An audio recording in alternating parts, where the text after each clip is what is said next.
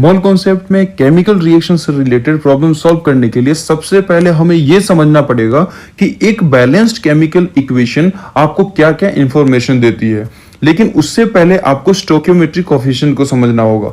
अगर मान लो ये बैलेंस्ड केमिकल रिएक्शन है या बैलेंस्ड केमिकल इक्वेशन लिखा हुआ है, तो बैलेंस्ड केमिकल इक्वेशन का मतलब सबसे पहले समझो। बैलेंस्ड केमिकल इक्वेशन का मतलब ये होता है कि लेफ्ट हैंड साइड जो भी एलिमेंट्स जितने भी नंबर में प्रेजेंट है, सेम नंबर में right hand side that is product side भी उतने ही प्रेजेंट होंगे। जैसे यहाँ पे नाइट्रोजन 2 है तो राइट साइड भी 2 है, यहाँ पर हाइड्रोजन देखो 3x6 है तो यहाँ पर भी अपने को 6 दिख रहा, 3x6। यहाँ पे नाइट्रोजन 2 तो राइट साइड यहाँ पे भी 2 ही है, that is balanced chemical equation है। और N2 के पहले जो भी इसके फर्स्ट पहले लिखा जाता है दैट इज स्टोइकियोमेट्रिक कोएफिशिएंट, है ना। तो यहाँ पर 132 इज ए स्टोइकियोमेट्रिक कोएफिशिएंट, यहाँ पे मैं लिख देता हूं स्टोइकियोमेट्रिक कोएफिशिएंट। ध्यान रखेंगे स्टोइकियोमेट्रिक कोएफिशिएंट ये होता है, और ये जो होता है मिनिमम वैल्यू होती है अगर आप किसी रिएक्शन को बैलेंस्ड कर देते हैं तो। अब यहां पर ये क्या क्या आपको इंफॉर्मेशन दे रही है वो समझेंगे। किसी भी रिएक्शन को बैलेंस करने के बाद जो स्टोइकियोमेट्रिक कोएफिशिएंट का रेशियो होगा वो रेशियो मोल रेशियो के इक्वल होगा। अब मोल रेशियो क्या है वो बता रहा हूं मैं। मोल रेशियो के इक्वल होगा, और जो मोल रेशियो के इक्वल होगा तो वो वॉल्यूम रेशियो के भी इक्वल हो जाएगा। और ये किसके लिए एप्लीकेबल होगा? गैस के लिए। अब लॉ ऑफ केमिकल कॉम्बिनेशन में ये पढ़ा रखा है। अब इसका मतलब पहले समझो। ये जो रिएक्शन है इसमें ये कहा जा रहा है कि 1 मोल ऑफ नाइट्रोजन जो है वो 3 मोल ऑफ हाइड्रोजन के साथ रिएक्शन कर रहा है और 2 मोल्स ऑफ अमोनिया का फॉर्मेशन कर रहा है। तो कल के क्वेश्चन में पूछ दिया गया कि 2 मोल्स ऑफ नाइट्रोजन कितने हाइड्रोजन के साथ रिएक्शन करेगा, तो मल्टीप्लाई बाय 2 कर देना, 6 मोल्स ऑफ हाइड्रोजन, एंड यहां पर क्या हो जाएगा 4 मोल्स ऑफ अमोनिया। तो यहां पर ये इंफॉर्मेशन अपने को मिल रहा है। तो अगर मान लो मैंने कल को बोल दिया कि नाइट्रोजन के V लीटर हमने ले रखा है ना, तो हाइड्रोजन के कितने होंगे 3V लीटर हो जाएगा, और अमोनिया कितना हो जाएगा 2V लीटर हो जाएगा। सिमिलरली हमने अभी पढ़ा है कि वॉल्यूम जो है डायरेक्टली प्रोपोर्शनल टू मॉलिक्यूल्स होते हैं। लॉ ऑफ केमिकल कॉम्बिनेशन में ये पढ़ रखा है हमने। तो अगर इसके n molecules of N2 gas है तो यहाँ पे इसके कितने हो जाएंगे 3n molecules of hydrogen gas, और यहाँ पे कितने बनेंगे 2n molecules of ammonia gas. तो ये एक बैलेंस्ड केमिकल इक्वेशन आपको इंफॉर्मेशन दे रही है कि अगर स्टोइकियोमेट्रिक कोएफिशिएंट का जो रेशियो है वो मोल रेशियो के बराबर है, और गैस के लिए वॉल्यूम रेशियो भी बराबर होता है, और वॉल्यूम रेशियो बराबर है तो volume is directly proportional to number of molecule से अपन आसानी से कैलकुलेट कर सकते हैं।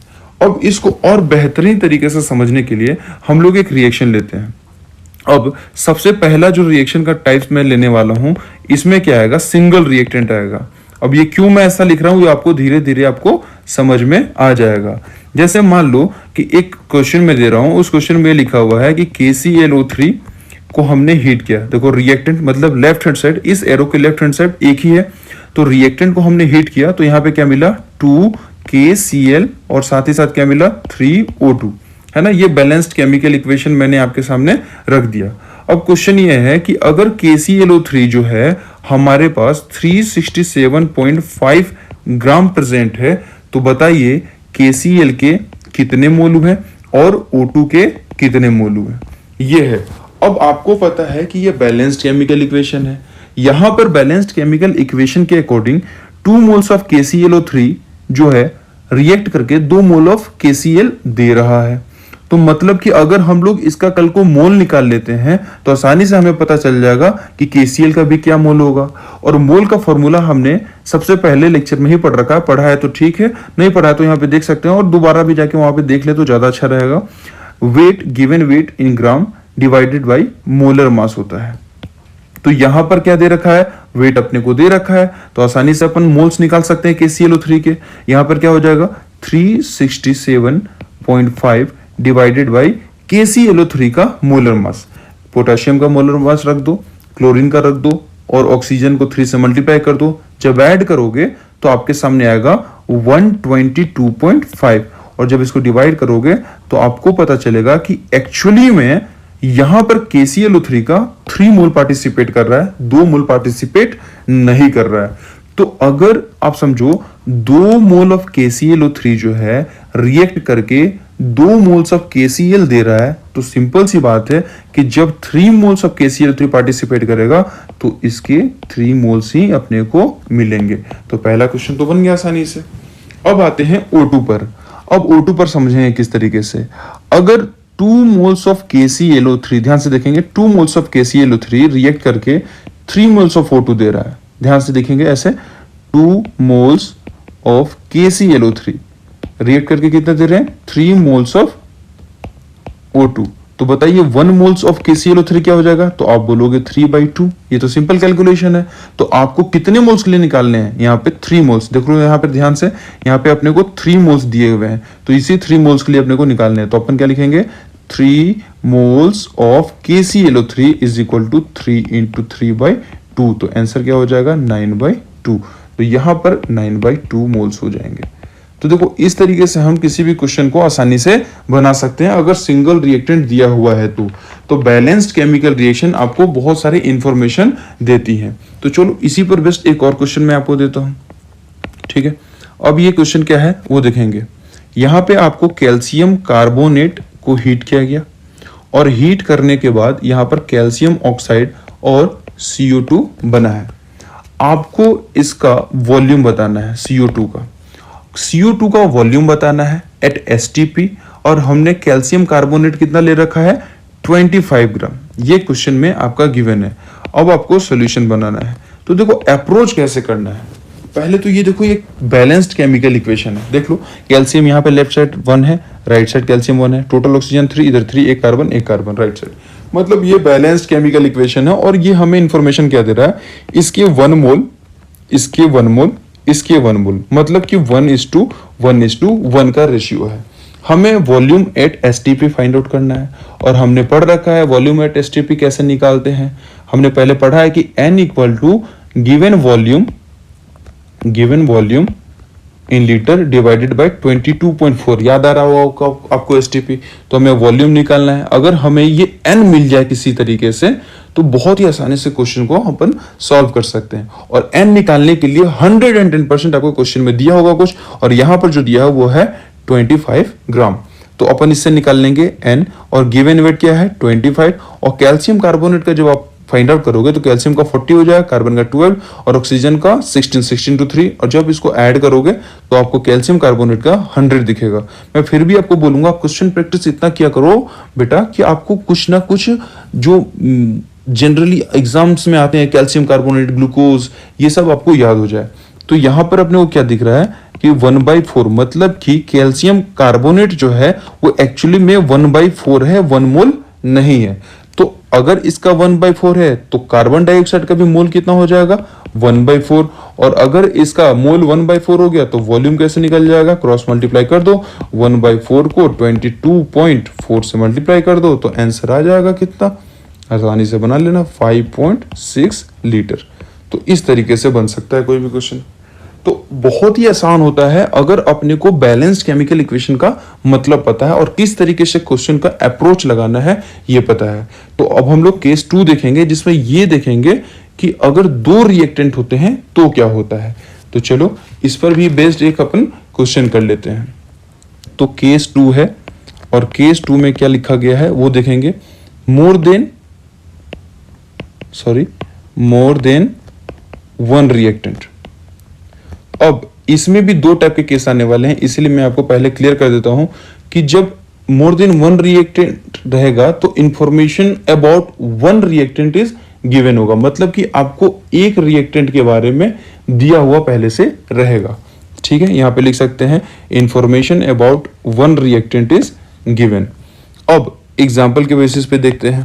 जैसे मान लो कि NaOH ये एक बेस है और ये HCl के साथ रिएक्शन कर रहा है जो कि एसिड है, और एसिड और बेस रिएक्शन आपस में न्यूट्रलाइजेशन रिएक्शन करते हैं। ये आप लोग पढ़ लोगे आगे, NaCl, और क्लास 10th में भी पढ़ा हुआ है, H2O दे रहे हैं। ठीक, अब ये एक बैलेंस्ड केमिकल रिएक्शन है, देख लो आप। अब क्वेश्चन में क्या दिया हुआ है कि आपको वेट ऑफ HCl निकालना, इसका वेट निकालना है। भाई गजब, ये क्वेश्चन है, इसका वेट अपने को निकालना है, और आपके सामने लिखा हुआ है 80 ग्राम ऑफ NaOH प्रेजेंट है, 80 ग्राम इसके प्रेजेंट है, और आपको वेट ऑफ HCl निकालना है जो कि इसको न्यूट्रलाइज कर दे। Acid base reaction neutralisation reaction होते हैं, दोनों आपस में रिएक्ट करके दोनों के इफेक्ट को नलिफाई कर देते हैं। तो देखो आसानी से बनाएंगे। अब हमें इसका वेट निकालना है। अब वेट इसका निकालना है, हमें पता है कि ये बैलेंस्ड केमिकल रिएक्शन है, तो इसका 1:1 का रेशियो में चल रहा है। देख लो इसका स्टोइकियोमेट्रिक कोएफिशिएंट देखो, यहाँ पे क्या लिखा हुआ है 1, और इसका भी स्टोइकियोमेट्रिक कोएफिशिएंट देखो, यहाँ पे भी 1 लिखा हुआ है। तो सबसे पहले अपन NaOH के मोल्स निकाल लेते हैं। मोल्स कैसे निकालेंगे? गिवन वेट डिवाइडेड बाई इसका मोलर मास। तो सोडियम का 23, ऑक्सीजन का 16 और हाइड्रोजन का 1 कैलकुलेट करोगे तो आपको आ जाएगा 40, और जब यहाँ से क्रॉस मल्टीप्लाई कर दोगे तो यहाँ पे n की वैल्यू 2 आ जाएगी, मतलब NaOH के 2 मोल्स प्रेजेंट है यहाँ पे। अब मैंने बताया था कि स्टोइकियोमेट्रिक कोएफिशिएंट में ये 1:1 का रेशियो है, बट अपने को क्या यहाँ पे दिख रहा है कि इसके मोल्स तो 2 हैं। मतलब अगर NaOH के मोल्स 2 हैं तो HCl के भी मोल्स कितने होंगे? 2। तो यहाँ पर अपन क्या लिख देंगे? n = 2। इसके भी 2 हो गए। अब हमने पढ़ रखा है n = given weight by molar mass. ये बहुत ही इंपॉर्टेंट फॉर्मूला है, ये आपको क्वेश्चन बनाते बनाते याद हो जाना चाहिए। ठीक है, अपने को n पता है, मोलर मास HCl का पता है, वेट अपने को ग्राम में निकल जाएगा। तो वेट ग्राम में कैसे निकलेगा? n आ गया 2, और मोलर मास देखो क्लोरीन का कितना होता है 35.5, हाइड्रोजन का 1 ऐड कर दोगे तो आ जाएगा 36.5, और दोनों को जब मल्टीप्लाई कर दोगे तो आ जाएगा 73 ग्राम। तो अगर अपने को ये रिएक्शन को न्यूट्रलाइज करना है तो NaOH के 80 ग्राम के लिए अपने को HCl का 73 ग्राम चाहिए होगा। यहां तक क्लियर हो गया? अगर क्लियर हो गया तो अपन एक और क्वेश्चन कर लेते हैं। चलो देखते हैं यहाँ पर। अब इस क्वेश्चन में क्या है मैं आपको बताता हूं। जैसे मान लीजिए कि आपको एल्यूमिनियम का एक रिएक्शन यहाँ पे दे रखा है कि एल्यूमिनियम ऑक्सीजन के साथ रिएक्शन करके Al2O3 दे रहा है। अगर आप इसको बैलेंस करें तो यहाँ पे 3, यहाँ पे 2, यहाँ पे 4। बैलेंस करना आपको सीखना पड़ेगा, है ना। बैलेंस करने का भी लेक्चर मैं बनाने वाला हूँ, लेकिन आपको ये सीखना पड़ेगा, और हिट एंड ट्रायल मेथड से मैक्सिमम आपके बन जाते हैं। क्वेश्चन में लिखा हुआ है कि एल्यूमिनियम के 54 ग्राम दिए हुए हैं और आपको मास ऑफ ऑक्सीजन निकालना है। इसका मास या वेट जो है आपको निकालना है, और इस तरीके से निकालना है कि ये 54 ग्राम ऑफ एल्यूमिनियम जो है कंप्लीटली बर्न हो जाए, है ना। मतलब कंप्लीटली ये बर्न होके Al2O3 दे दे। तो अपने को बहुत आसानी से बनाना है। किस तरीके से बताएंगे? इसको बनाने का तरीका क्या है कि सबसे पहले तो एल्यूमिनियम के मोल्स निकालेंगे, लेकिन उससे पहले सोचेंगे कि फिलहाल जो बैलेंस्ड केमिकल इक्वेशन है वो क्या बता रहा है। वो ये बता रहा है कि एल्यूमिनियम के 4 मोल्स ऑक्सीजन के 3 मोल्स के साथ रिएक्शन करके Al2O3 के 2 मोल बना रहे हैं। अपने को हालांकि इसकी जरूरत नहीं है, तो छोड़ो, अपन इधर देखते हैं। पहले एल्यूमिनियम के मोल्स निकाल लेते हैं। तो क्या है 54 बाई एल्यूमिनियम का क्या होता है? सोचो 27, और जब इसको काटोगे तो यहाँ पे आएगा 2। मतलब एक्चुअली में एल्यूमिनियम के सिर्फ 2 मोल पार्टिसिपेट कर रहे हैं। तो अपने को उससे बताना है कि ऑक्सीजन के क्या मास होगा, इसको कंप्लीटली यहां से एल्यूमिनियम को 54 ग्राम ऑफ एल्यूमिनियम को Al2O3 में कन्वर्ट करने के लिए। तो आप समझो इसके एल्यूमिनियम के 4 मोल्स थे, तो ऑक्सीजन का 3 मोल्स था। तो देखो आराम से लिखो ऐसे, 4 मोल्स ऑफ एल्यूमिनियम जो है वो 3 मोल्स ऑफ ऑक्सीजन के साथ रिएक्शन कर रहा था। अपने पास 1 मोल ऑफ एल्यूमिनियम के लिए क्या हो जाएगा 3/4, और अगर अपने को 2 मोल्स, एक्चुअली में कितने मोल्स निकालना है 2, तो अपन क्या लिखेंगे 2 moles of aluminium equal to 3 × 2 यहाँ पे क्या कर लेंगे 4, दैट इज 3/2। मतलब अपने पास मोल निकल चुका है भाई ऑक्सीजन का। और अगर मोल निकल चुका है तो बहुत ही आसानी से अपन उसका मास भी निकाल लेंगे। तो मास कैसे निकालेंगे, या वेट जिससे कह सकते हैं, इज इक्वल टू 3/2 मोल, और ऑक्सीजन का जो मोलर मास होगा उससे इसको क्या कर देंगे मल्टीप्लाई। तो O2 है 16 × 2 इज इक्वल टू 32, तो 2 को इससे मल्टीप्लाई करेंगे तो 16 × 3 48 आ जाएगा। तो यहाँ पर अपन देख सकते हैं कि अगर एल्यूमिनियम का 54 ग्राम है तो इसको कंप्लीटली बर्न होने के लिए ऑक्सीजन का अपने को 48 ग्राम की जरूरत है, तब जाके ये कंप्लीटली Al2O3 में कन्वर्ट होगा। तो यहाँ पर अपन 2 टाइप का पढ़ लिए हैं। अब जो नेक्स्ट पढ़ने वाले हैं दैट इज केस 3, और यहाँ पर कॉन्सेप्ट आने वाला है लिमिटिंग रिएजेंट का। केस 3 में हम देख रहे हैं कि more than 1 reactants are involve. तो आप बोलोगे केस 2 में तो यही देखा, लेकिन देखो केस 2 में जो हमने देखा था उसमें अगर 2 रिएक्टेंट है तो उसमें एक का इन्फॉर्मेशन गिवन था, इसमें 2 का इन्फॉर्मेशन गिवन है। और यही पहचान है कि अगर 2 का इन्फॉर्मेशन गिवन है तो समझ लेना कि वहां पे लिमिटिंग रिएजेंट का कॉन्सेप्ट आ चुका है। जैसे एक यहाँ पर एग्जांपल मैंने लिख रखा है कि N2 react with H2 gives ammonia. यहाँ पर बैलेंस्ड केमिकल इक्वेशन है और बैलेंस्ड केमिकल इक्वेशन में अपने को दिख रहा है कि स्टोइकियोमेट्रिक कोएफिशिएंट 1, 3 और 2 के रेशियो में है। इसका मतलब कि 1 moles of nitrogen gas react कर रहा है 3 मोल्स ऑफ हाइड्रोजन के साथ और 2 मोल्स ऑफ अमोनिया दिया है। अब मैंने क्या लिख दिया यहाँ पर कि इसके 4 मोल्स दिए हुए हैं नाइट्रोजन गैस के और हाइड्रोजन के 9 मोल्स दिए हुए हैं, आपको अमोनिया के मोल्स बताने हैं। तो सबसे पहले अपन लिमिटिंग रिएजेंट का जो दिमाग लगने वाला है वो देखो कैसे लगेगा। जैसे अगर क्वेश्चन के अकॉर्डिंग देखें अपन तो 1 mole of N2 nitrogen gas react with, अपन लिख सकते हैं ऐसा, react with 3 moles of hydrogen gas. अपन इस तरीके से लिख सकते हैं इस पॉइंट को। तो अब समझना ध्यान से, अगर 1 mole of nitrogen gas react with 3 moles of hydrogen तो नीचे कितना दिया है 4 मोल्स।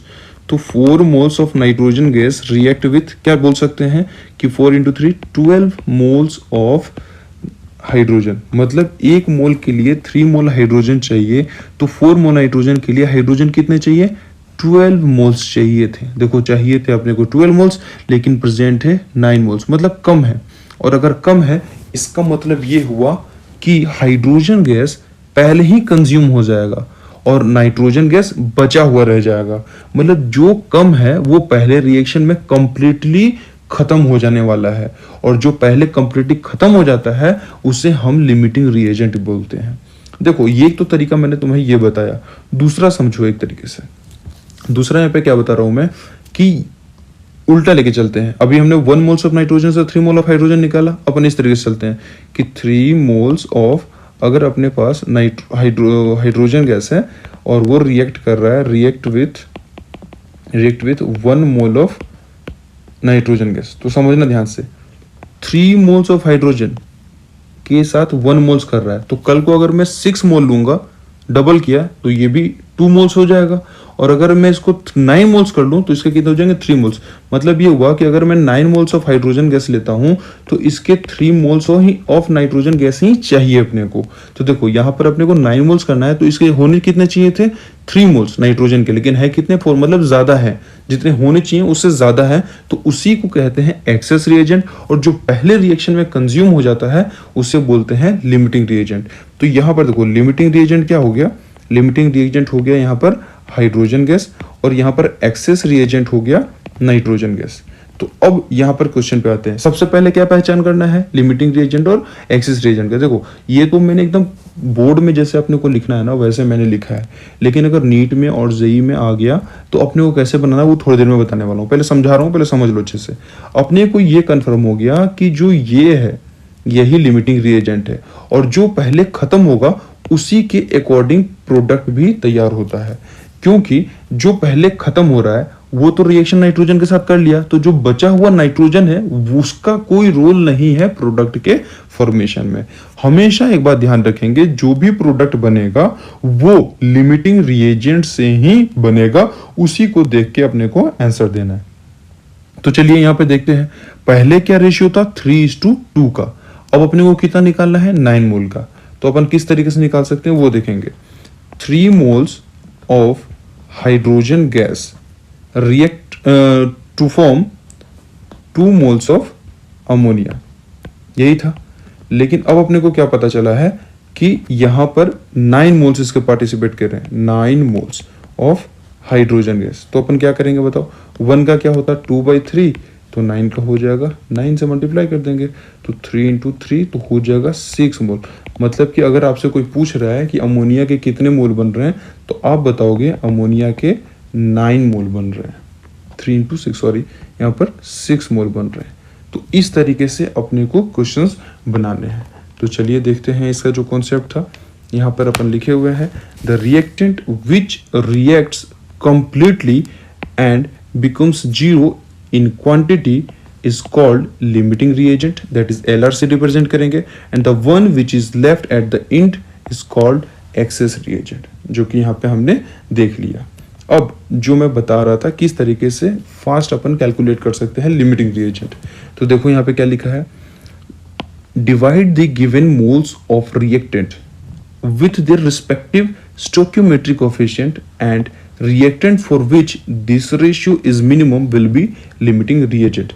मतलब ये हुआ कि अगर मान लीजिए आपके पास कल को 4 रिएक्टेंट आ गए और उसमें आपको लिमिटिंग रिएजेंट फाइंड आउट करना है, तो आप क्या करोगे कि उनके जो मोल्स हैं डिवाइड कर देंगे उसके स्टोइकियोमेट्रिक कोएफिशिएंट से।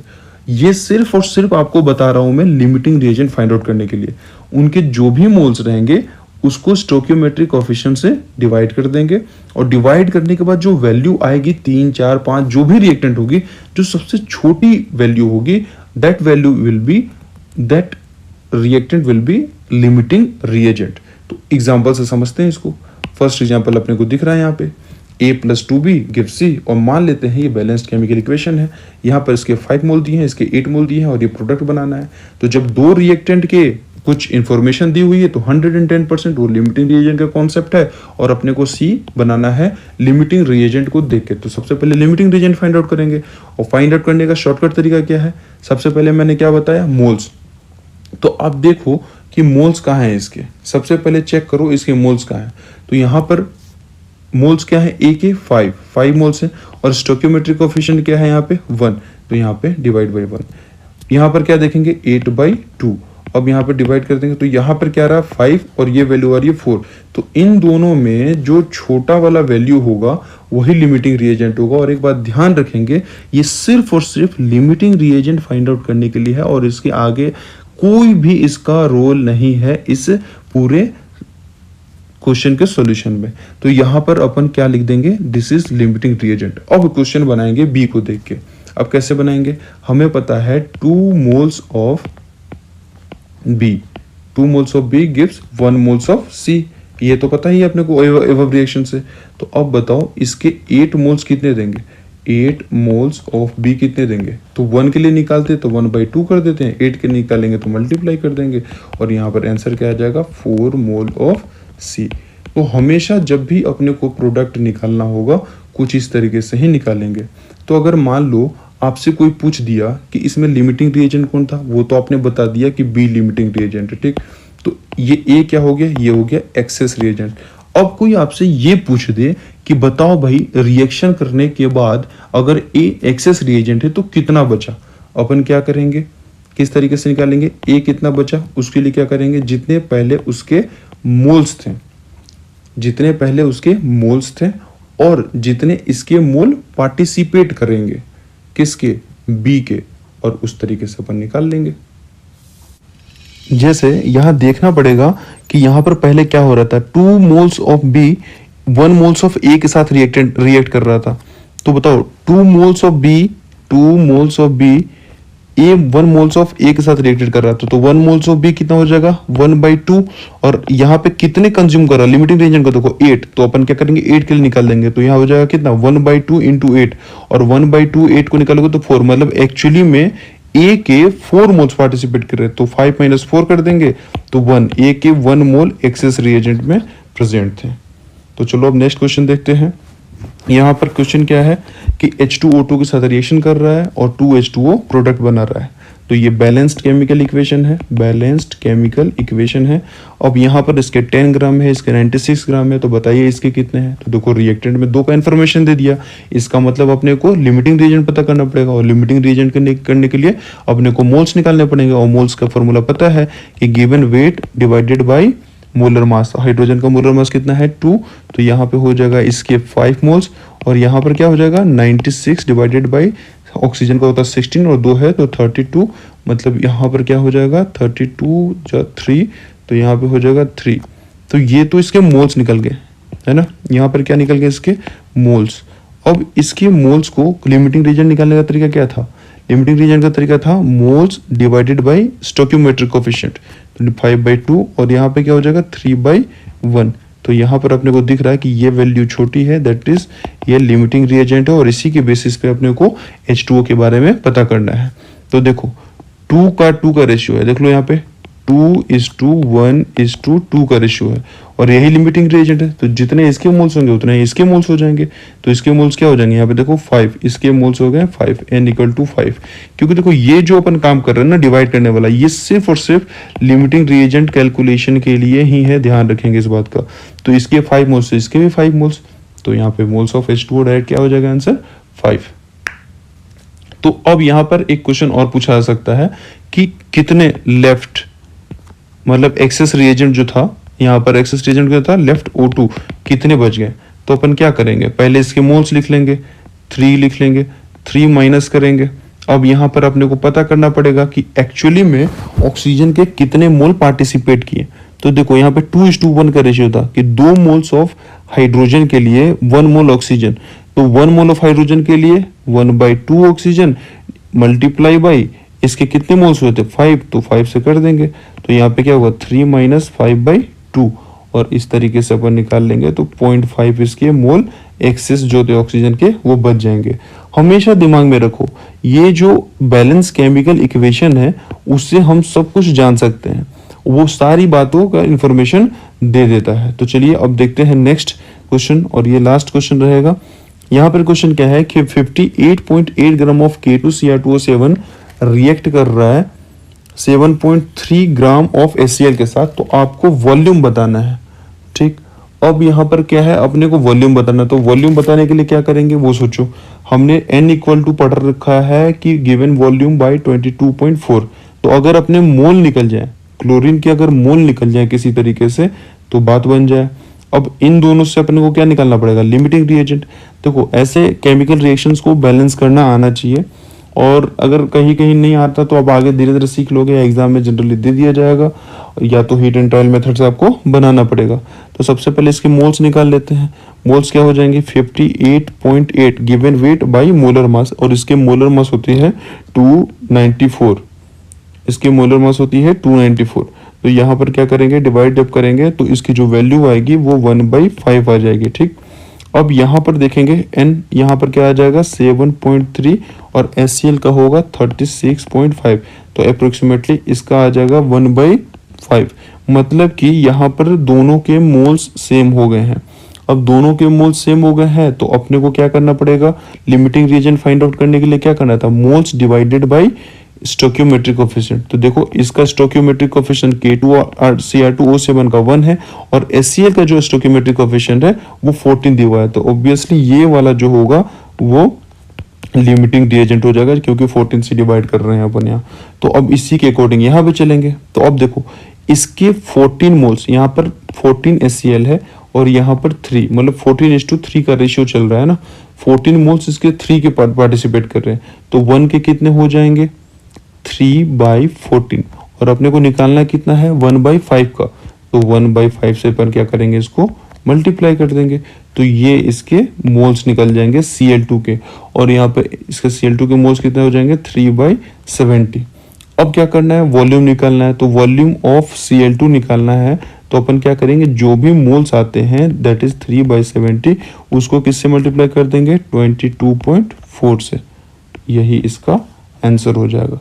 तो इस तरीके से लिमिटिंग रिएजेंट के यहाँ पे सारे कॉन्सेप्ट्स क्लियर हुए अपने।